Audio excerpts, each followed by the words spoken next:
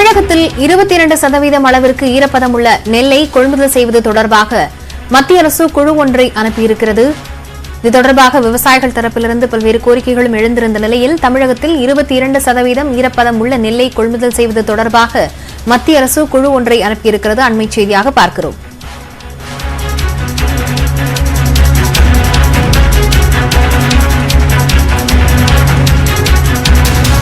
தமிழகத்தில் 22% ஈரப்பதம் உள்ள நெல்லை கொள்முதல் செய்வது தொடர்பாக மத்திய அரசு குழு ஒன்றை அனுப்பியிருக்கிறது. இது தொடர்பான விவரங்களுடன் செய்தியாளர் பாண்டியராஜ் இணைந்திருக்கிறார். பாண்டியராஜ், விவரம் என்ன, விரிவாக சொல்லலாம். லாவண்யா, கடந்த சில தினங்களுக்கு முன்பாக டெல்டா மாவட்டங்களில் பெய்த பருவம் தவறி பெய்த கனமழையின் காரணமாக திருவாரூர், மயிலாடுதுறை, தஞ்சை உள்ளிட்ட மாவட்டங்களில் கிட்டத்தட்ட 1,27,000 ஹெக்டேர் நிலப்பரப்பில் அறுவடைக்கு தயாராக இருந்த நெல் பயிர்களானது முற்றிலுமாக சேதமடைந்திருக்கிறது. இன்றைய சூழலில் இது தொடர்பாக அமைச்சர்கள் மற்றும் அதிகாரிகள் குழுவானது நேரடியாக கள ஆய்வில் ஈடுபட்டு அந்த அறிக்கையானது இன்றைய தினம் முதலமைச்சர் மு.க.ஸ்டாலினிடம் சமர்ப்பிக்கப்பட்டது.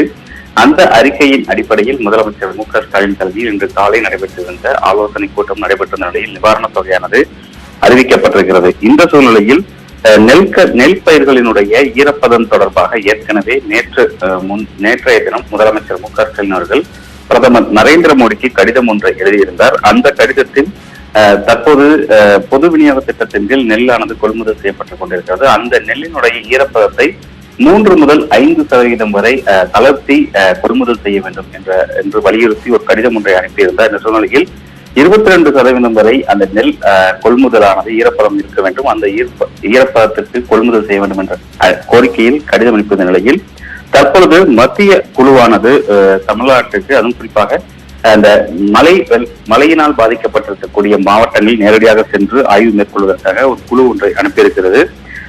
பிரபாகரன், டெக்னிக்கல் ஆபீசர் என்று சொல்லக்கூடிய அவருடைய ஒருங்கிணைப்பில் 3 பேர் கொண்ட குழுவானது அமைக்கப்பட்டிருக்கிறது.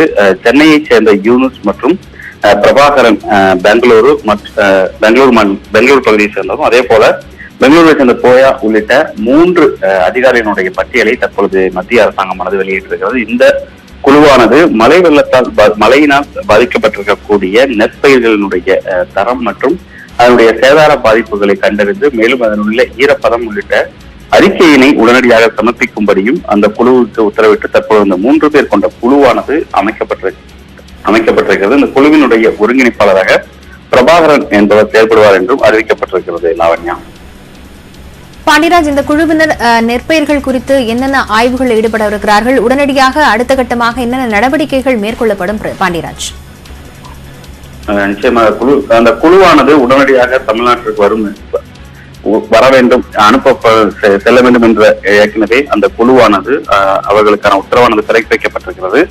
இந்த குழுவானது 22% நெல் ஈரப்பதமானது மத்திய குழு அந்த குழுவானது நெல் பயிர்களினுடைய சேதாரம் மற்றும் எவ்வளவு சேதமடைந்திருக்கிறது மற்றும் ஏற்கனவே இன்றைய தினம் ஆய்வுக் கூட்டத்தில் 4 விதமான பாதிப்புகளானது அங்கு மழையினால் ஏற்பட்டிருக்கிறது என்ற கருத்தானது முதலமைச்சரிடம் வழங்கப்பட்டிருந்தது. அதன் அடிப்படையில் அந்த மத்திய குழுவும் நெல் பயிர்களானது எந்த அளவில் சேதமடைந்திருக்கிறது மற்றும் அந்த எந்தெந்த மாதிரியான பாதிப்புகள் ஏற்பட்டிருக்கிறது மற்றும் எவ்வளவு சதவீதம் பாதிப்பு ஏற்பட்டிருக்கிறது என்பது குறித்தான ஒரு விரிவான அறிக்கையை ஆய்வு செய்து அந்த குழுவானது மத்திய அரசிற்கு வழங்கும் என்று எதிர்பார்க்கப்படுகிறது. எனவே இந்த குழுவானது நாளைய தினமே தனது ஆய்வை தொடங்கலாம் என்றும் எதிர்பார்க்கப்படுகிறது. லாவண்யா, விவரங்களுக்கு நன்றி பாண்டியராஜ்.